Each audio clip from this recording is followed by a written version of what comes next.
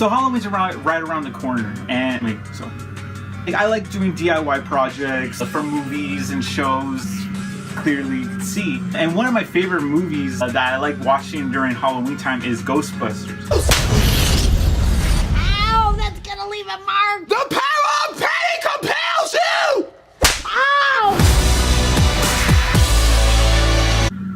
Ow! The original Ghostbusters. Ghostbusters. And Ghostbusters 2. Suck in the guts, guys, with the Ghostbusters. The new one though, it's not really. It's okay. I mean, 4 female Ghostbusters? The feminists are taking over. I'm an adult virgin. But beyond that, I really did like the proton packs, the ghost trap, the weapons they used in that film. I actually liked it. It's more of my style. I wish I could build all of that. But for right now, I'm gonna show how to build the proton pack from the new Ghostbusters movie, all within a budget, because man, that thing costs a lot of money to make. Yes, let's get right to it. To start off the project, I took a lot of reference photos and rewatched a couple of scenes from the film just to get a better idea on how to build this thing. To start off, you would need like a foam board, cut it to the appropriate size for your body, however big you want the pack to be. For all the stuff all around the proton pack, I just use cardboard or foam board. The bottom part of the proton pack is a random toolbox, so I found a random toolbox cover and added a bunch of random discs that I had laying around in my garage and hot glued an old shoebox to the bottom just to add some like density to it. For the boxes and parts that are around the proton pack, I just cut and folded cardboard, hot glued them together and random parts to it to match the look. Because either way, it's all gonna get painted, and so you could just use whatever the heck you want. I mean, who cares? And used hard package foam to fill in the boxes so they won't feel so empty and hollow, like the movie. The middle section, I used a spaghetti straightener. But yeah, a spaghetti straightener, you get it for $1. It's cheap. Or I got mine for $1 at a thrift store. Doesn't matter. And then I used an old net from an old backpack and just glued it all around. So that way, once you paint it silver or black, it'll have wire covering around it. Yeah.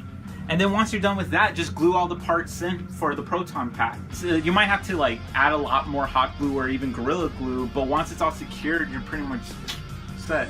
So for the back and the front of the pack, I used PVC pipe. I just went to Home Depot and just found a couple of random ones. They're not really that expensive, and most of the times you don't even have to go to Home Depot.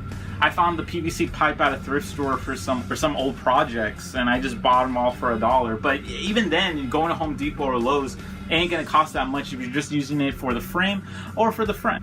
Cut the frame for the back, cut it to the appropriate size, and hot glue it and zip tie it to the appropriate size for you.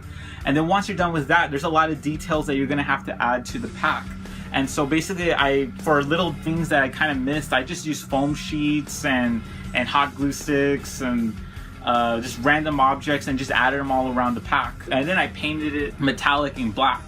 And then to add that extra texture, I got a crumpled up piece of paper, added a little bit of silver spray paint, and applied that to black painted parts on the pack. Vice versa, you get a crumpled up piece of paper, put black spray paint, and apply that to the silver parts of the proton pack.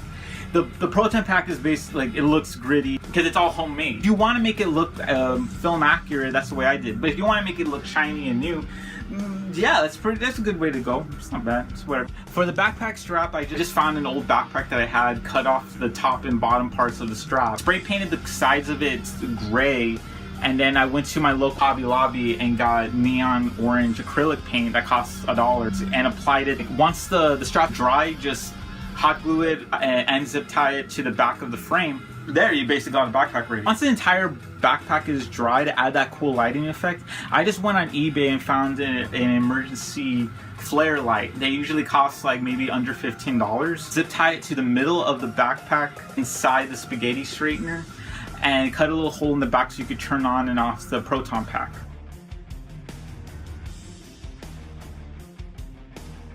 For the proton pack thrower, that one was giving me a little trouble. You could actually create your own if you want. Finding parts in Lowe's or Home Depot or any store, look for an electrical piece that could hold 2 PVC pipe. Either attach it or zip tie it together, spray paint it, add stuff to it, make it look like the gun. Problem was, for me, I kind of got something that was a little too heavy and looked really weird. I basically went on eBay and found a cheap copy of the toy Proton pack. Hey, you guys got another one of those Proton packs? My kid brother really wants one. The Proton pack is not a toy. I guess that's right. And just used the gun part. I spray painted it silver to the appropriate parts and added a piece of cardboard tubing. I used random wires like from old Ethernet cables I was using and used it to attach it to the Proton pack. Hot glue it and duct tape it together. Pretty much that's what it looks like in the movie, so that's fine. And lastly, the easiest part, just the decals, which is just 2 digital numbers and the radioactive logo. You print it out, glue it, and you're pretty much set with your Proton pack. Strange in the neighborhood. Who you gonna call? Ghostbusters. If there's something weird and it don't look good, who can you call? Ghostbusters. I call it. I'm not afraid, not afraid. I'm not afraid, not afraid. I'm not afraid, not afraid. Oh, I'm not afraid. That's pretty much how you make the Proton pack. There's a few things you might need to add extra, or there's even stuff that I'm missing here too, mainly because I can't find a few parts. But if you just want to make it simple to make one before Halloween, I mean, this is like one way to go. The process is really cheap. I mean, if anything, it costs probably under $30.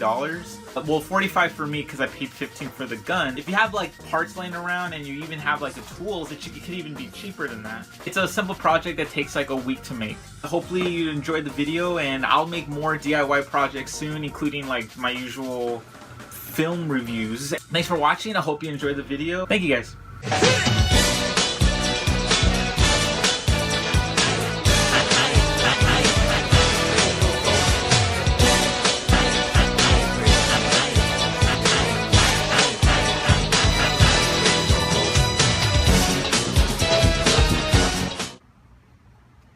Not like that.